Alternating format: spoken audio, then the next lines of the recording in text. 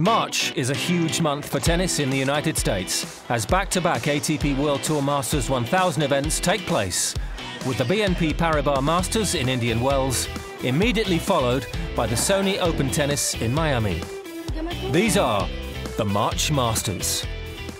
They're huge, I mean absolutely huge. Our ATP World Tour is structured in a way where we have Masters 1000s, so to have two of those in 1 month in March, two sides of the United States, it's fantastic. 2,000 points up for grabs. All the players take these tournaments, these are the pinnacle of our sport. There are a lot of points at stake. In fact, if you win both of them, it's 2,000 points. That's like winning a major. And they're tough tournaments. You kind of look at them as two little mini Grand Slams. They're big events. You've got the home crowd behind you. They're fun to play. So it's always one of my favorite months of the year to play. I enjoyed playing them, and it's huge to see Roger and Rafa. They're playing in Dubai and Qatar and in Europe. We need these guys in the U.S.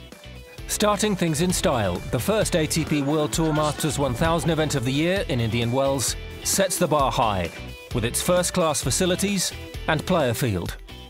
With the BNP Paribas Open, I think that the thing that has made us so successful is the overall product. And that product is about creating an experience, and a memorable experience.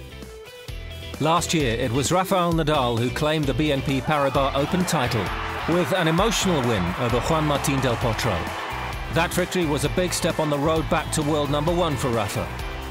Will hard-court history repeat itself this year? Both tournaments may be hosted in the US, but each offers its own unique experience, as well as different challenges. Adjusting to the changes from Indian Wells in the west to Miami in the east is key for any player hoping to have success this March.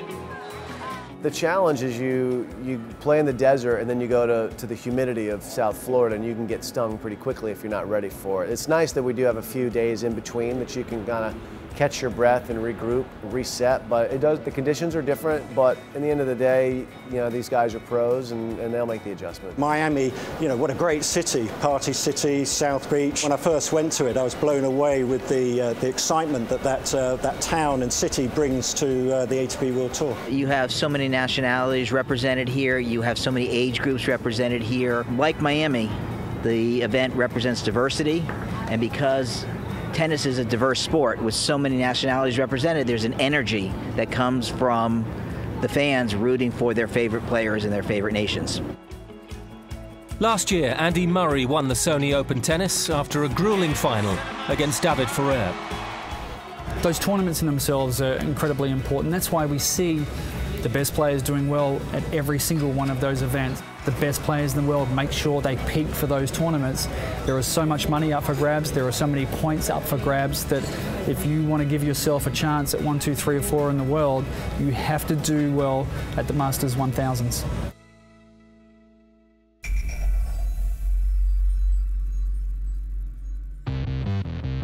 Next week on ATP World Tour Uncovered, a special report from the Californian desert as March Madness kicks off in Indian Wells. And as Spain's Rafael Nadal plots the defense of his Indian Wells crown, the Spaniard reveals the secret behind his most devastating shot. Don't forget to log on to atpworldtour.com for your 24/7 breaking news, and talk with us on Facebook and Twitter in English and Spanish. See you next week.